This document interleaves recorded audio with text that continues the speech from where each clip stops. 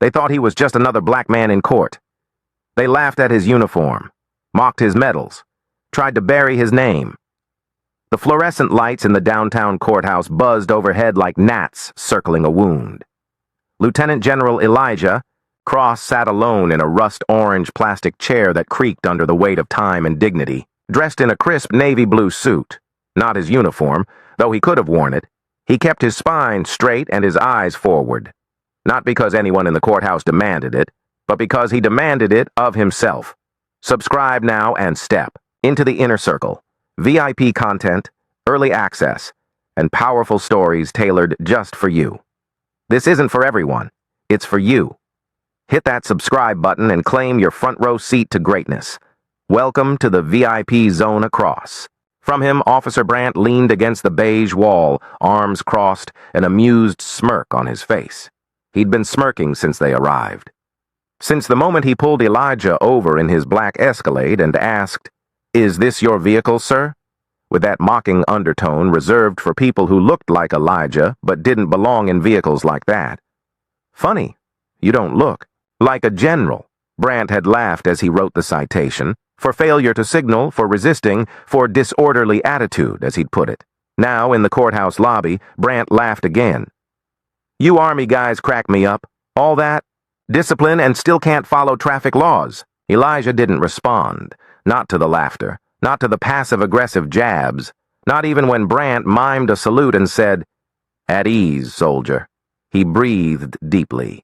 A slow, measured inhale, the kind that kept men alive under sniper fire, the kind that steadied your hand when you had to press a button that ended a life from half a world away. He had nothing to prove to this man, but still, there it was. The sting. The low, quiet humiliation of being doubted in your own country, in your own skin. He'd seen war, led entire battalions, sat at briefing tables in NATO bunkers, but nothing had prepared him for this feeling, being invisible and hyper-visible at the same time. To walk into a courthouse not as a citizen, not even as a decorated general, but as a black man with an attitude. From the corner of his eye, he caught a mother pulling her child slightly away as they passed him. The boy, maybe 5, looked up at Elijah with curiosity. The mother looked with caution. Brandt watched it too and grinned wider. People know trouble when they see it. Elijah clenched his jaw. His hands were steady, but his blood was hot. He reached into his briefcase and pulled out the document file, thick with letters from commanding officers, security clearances, and commendations from 2 presidents. He had come prepared, though. Part of him hated that he even had to. He didn't need this fight. But now he was in it. Then the bailiff called, "Elijah Cross, Courtroom B." As he rose, Brandt whispered just loud enough, "Let's see if the judge salutes you too, General." Elijah turned, his eyes calm but thunderous. "You're not ready for what comes next," he said. Brandt chuckled. "Try me." Elijah entered the courtroom. His shoes echoed across the floor, the walls seeming to close in. He felt eyes on him, scanning, assessing, and then he reached into his pocket for his phone. The courtroom hummed with a tense quiet, the kind that crackled with invisible energy, the kind that knew something unspoken was about to be broken wide open. General Elijah Cross stood at the defendant's table, framed by polished oak and muted whispers. A young public defender, barely out of law school, nervously flipped through, her notes beside him. She'd introduced herself 15 minutes before as Rachel, with an apologetic smile and a soft, "This shouldn't take long, sir." But Elijah knew better. Across the aisle, Officer Brandt leaned back confidently in his chair. He draped his arm over the pew like it was his living room, his lips curled at the edges, smug and loose. The judge entered, gray-robed and heavy-browed. "Let's proceed," he said, eyes flitting briefly to Elijah, then away. Not dismissive, but not interested either. Rachel stood. "Your Honor, we'd like to request a dismissal based on the defendant's distinguished service record and the irregularities of the stop." Brandt chuckled audibly. Elijah didn't look at him. The judge exhaled. "Officer Brandt, do you—" Have the dash cam footage or any substantiating evidence? Brandt stood slowly, tapping his folder like a man certain of the outcome. Of course, Your Honor. But let's not pretend the uniform gives a free pass. That's when Elijah reached into his jacket and pulled out his phone. No dramatic flourish. No trembling hands. Just focus. He pressed a name on the screen. One he hadn't called in years. One he'd saved for a moment like this. General Mackenzie, he said when the line picked up. The courtroom could barely hear him, but they noticed. The stillness in his body. The quiet authority. Elijah Cross here. I need a confirmation call placed immediately to Judge William Reardon from the Pentagon. It's urgent. He's presiding over a local matter involving one of ours. Silence on the other end, then a low response. Understood. Give me 3 minutes. Elijah hung up. Brandt smirked again. Phone a friend? Elijah finally looked. At him? Really looked? You don't know who you put your hands on, son. Brandt opened his mouth, but before he could respond, the bailiff rushed toward the bench and whispered something into the judge's ear. The judge's eyes widened. His posture shifted. He adjusted his glasses and cleared his throat. We'll take a brief recess. Officer Brandt, please remain in the courtroom. The bailiff returned, this time with a note in hand, handwritten, delivered by a clerk who looked visibly rattled. The judge read it, then read it again. His fingers tightened around the paper. Elijah didn't move. He didn't gloat. He didn't blink. But Rachel glanced at him, mouth slightly open, confused. What just happened? She whispered. He didn't answer, because the call wasn't just about getting charges dropped. It was about making a point without ever raising his voice. But then his phone buzzed again. Another call. This time, it wasn't from the Pentagon. It was from his son's school. The display said, Emergency Contact Principal Andrews. Elijah stared at the screen. The courtroom noise dulled, because in that moment, the battle with Brandt became background noise. Something worse was coming. The courthouse door slammed shut behind him as Elijah stepped into the thick June air. The sunlight glared off the concrete, but his eyes were locked on the screen of his phone. Emergency Contact Principal Andrews, he answered on the second ring. General Cross? The voice on the other end was clipped, tight. There's been an incident involving your son. He's safe, but we need you to come down immediately. What kind of incident? A pause. He was detained by campus security. There was a misunderstanding. He matched a description. Elijah's chest tightened. A description of what? Vandalism. A teacher's car was keyed. Several students said they saw someone in a red hoodie running from the scene. Your son was walking to the science lab. He fits the general profile. He's 16, Elijah said, voice a shade too low to hide the storm in it. And last I checked, walking in a hoodie wasn't probable cause. I agree, sir. I just get here when you can. The line clicked off. Elijah stood still for 1 second.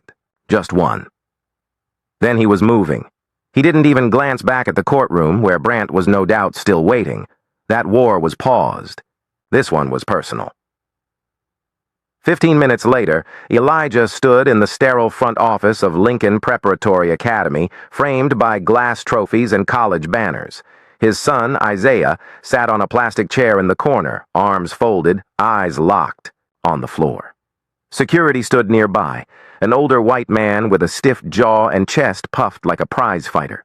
The principal approached, hands out in apology. General Cross, thank you for coming. Again, this was all just precautionary. You detained my son without calling me, Elijah said flatly. And without cause. We had reports. Reports aren't evidence, the principal swallowed hard. It's being handled. He's not in trouble. Elijah turned to Isaiah. Son? Isaiah looked up. His eyes were dry, but his jaw trembled. They told me to get on my knees, in front of the science hall. Everyone saw. The room seemed to go cold. What? Elijah whispered. They said if I didn't, they'd call the cops. Said I looked like someone dangerous, like I could have had something on me.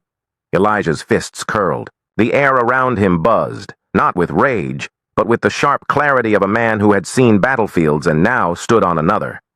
Did they touch you? Isaiah shook his head. No, but they didn't have to. Elijah turned slowly to the security guard. "You see this boy?" he said. "This is the son of a man who's led troops through Kandahar, Ramadi, and Fallujah. The son of a man who's stood shoulder to shoulder with generals from 16 nations." The guard crossed his arms, defiant. "We acted on what we had." "No," Elijah said. "You acted on what you believe. And that makes you dangerous." He stepped closer, calm, precise. "You think your badge makes you right, but I wore mine overseas. And I'll tell you the truth. Power doesn't justify anything. Discipline does." The room was silent. The principal shifted, clearly uncomfortable. "We're very sorry, sir." "No," Elijah said. "You will document this. You will file a report. Because I am not letting this be something whispered and forgotten. If my boy's dignity can be shattered in public, your accountability can be too." Isaiah stood beside him now, taller than the last time Elijah really looked at him. "Let's go, son." But as they reached the door, Isaiah stopped. "Dad?" Elijah turned. "Do you ever get tired of fighting?" Elijah's breath caught. Every war he had ever fought raced through his mind. None of them prepared him for that question. He placed a hand on Isaiah's shoulder. "Yes," he said quietly, "but some things are worth fighting tired." Then his phone buzzed again. A text message from a number he didn't recognize. "This is about more than a traffic stop. You need to see this come alone." Attached was a blurry photo of Brandt speaking with a man in a suit, someone Elijah did recognize. From Washington. From the Pentagon. The parking garage was nearly empty, the evening sun casting long skeletal shadows through the slats in the e.g. concrete. Elijah's footsteps echoed as he descended the stairwell, his instincts ticking with quiet tension. Every corner checked, every sound analyzed. This wasn't paranoia, it was conditioning. He walked past the second floor, then the first, then a voice. "Over here." A man stepped out from behind a support pillar. Mid-40s, lean, suit slightly wrinkled like it had been slept in. "Elijah Cross," the man said, extending a hand cautiously. "Name's Rivers, internal oversight. I'm not supposed to be talking to you." Elijah didn't take his hand. "Then don't." Rivers nodded, withdrawing it. "I get it, but you'll want to see this." He handed Elijah a file folder, unmarked. Elijah opened it slowly. Inside, a printed screenshot of an internal Pentagon memo, a copy of his own personnel review, a grainy surveillance photo. Brandt shaking hands with a man in a dark suit outside. "A private DC contracting firm. You're being set up," Rivers said. "Not just humiliated, discredited, quietly, strategically, before your confirmation hearing." Elijah looked up sharply. "I haven't even announced I'm taking the appointment yet." Rivers tilted his head. "But they know, and someone's scared." Elijah's mind whirled. His expected post-military transition, civilian liaison, to the Department of Defense was supposed to be a quiet evolution of duty, not a threat, not a battlefield. "Why Brandt?" Elijah asked. "He's ex-private military, bounced out after an incident overseas, sealed, of course, recruited locally as a placement by a lobbying firm tied to your opposition." Elijah's stomach turned. "They planted him?" "No. But when he pulled you over and realized who you were, someone made a call. The rest spun into place. The smear, the ticket, the disrespect, it was bait." Elijah clenched his jaw. The uniform wasn't a shield anymore. It was a target. "They think if they rattle you enough, you'll walk away," Rivers said. "Make it look like your choice. But they're not just going after your reputation." He paused. "They're watching your son." The words hit like a strike to the chest. "What?" Elijah said, the calm in his voice beginning to crack. "There was surveillance at his school. Not just the incident today. It started last week. Photos, logs of his movements. Someone wants you out of play, General, and they'll paint you. Unstable to do it." A silence fell, the weight of it unbearable. Then Rivers added, "You still got friends up high, but not as many as you used to." Elijah closed the folder. "Why are you telling me this?" "Because some of us still believe in what that uniform's supposed to mean. And because—" He hesitated. "Because one of the names listed in the surveillance reports was mine. I didn't approve it, but it's there." So what now? Elijah asked. Rivers's face hardened. Now you have a choice. You can walk away, or you can make them regret underestimating you. Elijah's phone buzzed again. This time, it was a name he knew. Senator Douglas Randall, the man who'd nominated Elijah for the post, the man who once called him the future of ethical defense policy. The message was short. Don't respond. They're listening. Meet. Me tomorrow. Quietly. Elijah stared at it. The war wasn't behind him. It was just wearing a different uniform. The senator's house sat nestled in a quiet enclave just outside D.C., manicured and unassuming. The kind of place designed to make power look like humility. Elijah parked 2 blocks away and walked the rest. His military instincts ticked up to 11. No driver, no security detail. Just him, the cool night air, and the weight of betrayal pressing heavier with each step. Senator Douglas Randall answered. The door himself, wearing khakis and a Harvard sweatshirt like this, was a friendly reunion, not a quiet summit of damage control. Elijah, he said, voice smooth as bourbon. Come in. Elijah stepped across the threshold but didn't sit. Say what you have to say. Randall sighed, closed the door, and walked toward the kitchen. Still the soldier, still all fire and no small talk. You didn't ask me here for small talk. No, Randall admitted. I didn't. He placed 2 glasses on the kitchen island and poured from a crystal decanter. You want one? Elijah shook his head. Randall poured anyway. Elijah, you're one of the most principled men I've ever met, which is why this is going to hurt. He slid a folder across the island, sealed, classified. Elijah opened it, a non-disclosure agreement, pages of them, and a drafted resignation letter, dated 3 days into his would-be civilian post. You're kidding, Elijah said, voice tight. They're going to confirm you, Randall said, and then you're going to step down quietly with a public statement about health and family. That's the deal. Deal? Randall leaned forward. You've seen the reports. They're leaking your son's school records. They've already whispered about your late wife's mental health to reporters. Elijah's jaw flexed. Don't you dare bring her into this. You think I want this? Randall asked, eyes suddenly wild with stress. You think I'm not furious they're doing this to you? But I can't stop the machine. I'm just trying to preserve what's left of you. Elijah paced, fists clenched. So, I play quiet, fade out. For what? To protect your re-election? Your donors? No, to protect your legacy. Elijah froze. Randall stepped closer, almost pleading.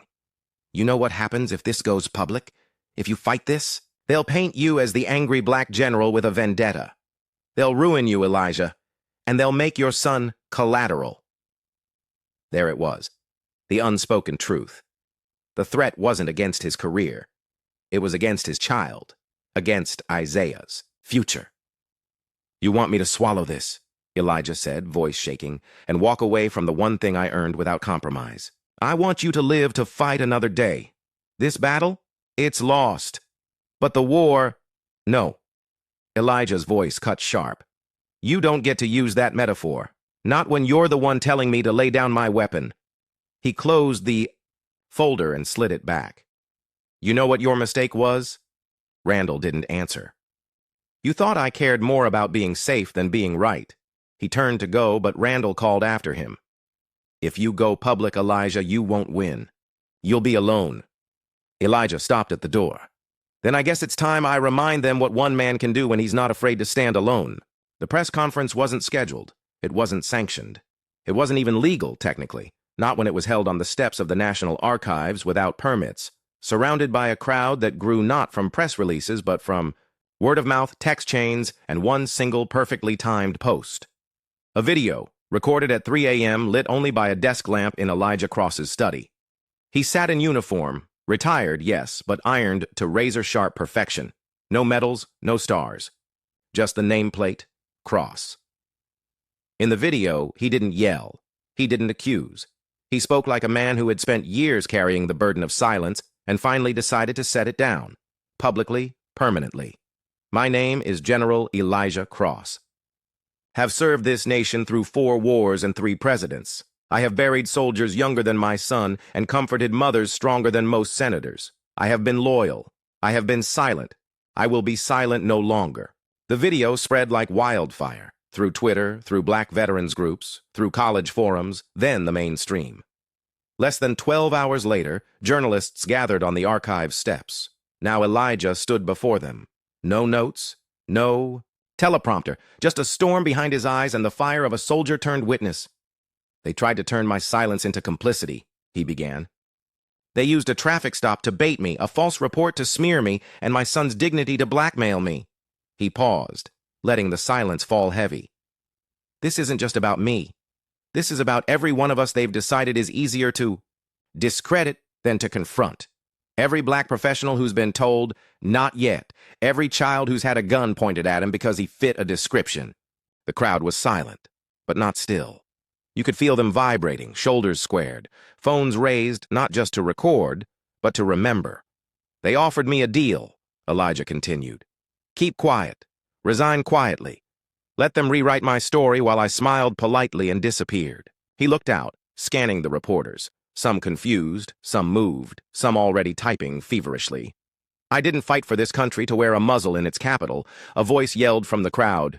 Who's they, General? Elijah looked straight into the cameras. The men hiding behind firms with names like Freedom Dynamics. The politicians who call black excellence threatening when it won't stay quiet. The same men who call you a hero in one room and uppity in another. Murmurs rippled through the press. Another hand shot up. What do you want, General? Elijah stepped forward. I want transparency. I want names. I want this web unraveled and those responsible held accountable. And I want the nation to look in the mirror and ask itself why silence is so comfortable when justice isn't. A security guard moved toward him, unsure, maybe even afraid. But Elijah raised a hand and said calmly, This is still America, and I've earned the right to speak here. Cheers broke out in the back. Reporters stopped typing and started standing. And then his phone buzzed. A text from Isaiah. They just followed me home. Black SUV, 2 men inside. They didn't get out. They just sat there, watching. Elijah's blood turned to ice. The press cheered behind him, flashes popped, but he didn't hear them because he knew what was coming next. And this time, they weren't going to fight clean. The knock on the door came at 2:14 a.m. Elijah was already awake, sitting in the dark, the glow of the porch camera feeding live into his laptop. 2 men in plain black suits, no visible badges, no insignia, but their posture gave them away. Shoulders, squared, feet planted just wider than neutral. Government. Or pretending to be. Elijah didn't open the door. He clicked the intercom instead. You're trespassing, he said. His voice was steady, but his hand was clenched around the grip of the Sig Sauer resting on the table. One of the men looked straight into the lens. Mr. Cross, this is a courtesy visit. Courtesy's dead. State your purpose. We need you to understand, the man said. You're drawing fire that will not stop with you. Behind them, another vehicle idled on the curb. Watching. You've made your point, Elijah replied. Now hear mine. If you so much as breathe near my son again, I will not come to court. I will come with proof, press, and pain. Neither man flinched, but they left. Not because they were afraid, but because Elijah had just told them he wasn't. By sunrise, Isaiah had been moved. A friend from Elijah's time in Special Forces, Captain Lenora Hayes, had shown up in a Dodge Ram, gray hair twisted, in a tight braid and her pistol tucked into her waistband. Time to vanish, nephew, she said, handing Isaiah a bag. Your father's raising hell, and we're not losing you in the crossfire. Elijah gave his son a long look before he left. You all right? He asked. Isaiah hesitated. They want me scared. You should be, Elijah said, but don't ever let scared stop you from standing. They hugged, tight, unspoken. Then the truck peeled away into the morning haze. By 10 a.m., the footage of Elijah's press conference had hit every major network. The clip of his phrase, I didn't fight for this country to wear a muzzle, in its capital, was already on T-shirts, protest signs, and even projected onto the side of a building in Atlanta. But the backlash came fast. A leaked psychiatric evaluation from 2009 falsely flagged Elijah as emotionally unfit post-deployment. Whispers. On political talk shows, is General Cross cracking under pressure? A concerned citizen anonymously released his late wife's medical records, distorting her battle with depression as a narrative of instability in his home. Elijah sat at his kitchen table, silent as the headlines scrolled past. "They're trying to make you into a threat," said Rivers, the internal oversight officer, who now sat across from him. "They're not trying," Elijah replied. "They already have." But just then, something happened. His phone buzzed again. A message from an encrypted address. Subject: "I served under you in Ramadi.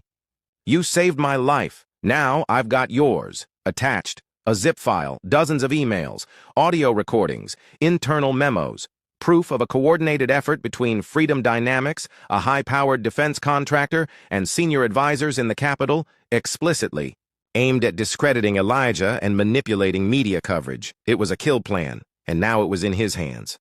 That night, a stream went live on every major veteran forum, black media channel, and independent journalist platform. It was Lenora Hayes, no rank now, just a retired soldier with a camera. "We've had enough of silence," she said. "We've had enough of our people being used up and shut up. General Cross isn't just fighting for his name, he's fighting for all of us who wore the uniform and came home to a country that sees us as threat, not sacrifice." Then one by one, the screen split into panels. Veterans from Afghanistan, Iraq, Somalia, Bosnia, black, brown, white, men, women, officers, medics, mechanics. Each of them spoke short and sharp. "He taught me to lead." He wrote the letter. "That got me therapy. He gave me back my voice." One panel lit up with a familiar face. Major Niles Carter, Elijah's old rival, now a respected strategist for CNN. "I used to think Cross was too idealistic," he said. "But maybe we need more men willing to dream, even when it costs them everything." That night, or Stand with General trended #1. That night, the kill plan turned to ashes, but just as Elijah allowed himself to breathe, just for a moment, another buzz lit up his phone. "Unknown caller." He answered. A deep voice, distorted. "They know where Isaiah is, and they're done playing." The phone call ended before Elijah could speak. No voice, no callback, just those 6 words, heavy and final. They know where Isaiah is. By the time the sun broke over the capital, Elijah Cross had become 2 things, a national symbol and a man at war. He changed in silence, not into uniform, into armor. A charcoal suit, clean and pressed, beneath it a concealed earpiece, a tactical vest under the fabric. If they wanted a war, they'd see what happened when a general chose the battlefield. He met Rivers and Lenora at a warehouse on the edge of Arlington. On a folding table, they laid out the intel from the whistleblower, emails, time-stamped GPS, logs, internal briefings. Lenora pointed to a name circled in red. Martin Greaves, CEO of Freedom Dynamics, a man who never showed his face in public but had more power than any elected official Elijah had ever saluted. He signed off on the surveillance. Rivers said, "On your son. He's the one who paid Brandt, the one who's been tying strings across D.C. "He's having a fundraiser tonight," Lenora added. "Private, high security, no press. It's where they celebrate winning before the votes are even cast." "And he'll be there?" Elijah asked. She nodded. "He never misses a chance to shake hands with devils." Elijah looked at the floor, then at them. "I'm going in." That night, the ballroom glittered with glass and deception. Washington's elite were draped in tuxedos and gowns, sipping $600 champagne beneath chandeliers paid for with defense contracts. Elijah moved like a shadow through the crowd, escorted by Niles Carter, his old rival turned unexpected ally. They entered through the kitchen, bypassed security with credentials leaked by Rivers. Elijah's heart thundered beneath his ribs, not from fear, but from clarity. This was it. Across the room, on a raised platform, stood Martin Greaves, trim, silver-haired, every bit the caricature of untouchable power, until Elijah stepped into the spotlight. Gasps, whispers, then silence. Elijah didn't yell. He didn't storm. He spoke. "Martin Greaves," he said, his voice rippling through the ballroom like a detonator's click. You orchestrated the defamation of a U.S. Army. General, you authorized surveillance on an American teenager. You've compromised national security for profit, and tonight I make sure the world knows it. Greaves smiled, smug. You have no proof. Elijah nodded to the back. A large screen flared to life. Emails, audio recordings, footage, voices, confessing. Paper trails from Greaves's office to Capitol Hill. I served this country for 30 years, Elijah said. But the real enemy isn't overseas. It's here, in this room, wearing suits and drinking champagne while good people are broken in silence. Security began to move. Too late. Rivers stepped out from the side door with federal agents behind him. Greaves tried to run, didn't get 2 steps. Later, a press conference. This time, it was sanctioned. Elijah stood before a sea of reporters, Lenora at his side, Isaiah watching from home, safe. I stood silent for too long, Elijah said. But silence only protects the powerful. It never heals the wounded. The first question was from a young black reporter. General Cross, what now? Elijah looked out over the crowd. The city, the future. I rebuild, he said. Not just for me, for every voice they tried to erase. And this time I don't rebuild in their image. I build in ours. Epilogue. 6 months later, a new program launches at the Pentagon, the Cross Initiative, a federal watchdog group dedicated to protecting whistleblowers, investigating systemic bias in military to civilian transitions, and defending veterans against political exploitation. Its founder? General Elijah Cross. But when he's asked in an interview if he plans to return to public office, he simply smiles. I've learned something, he says. You don't need a title to lead. You just need truth and the courage to speak it.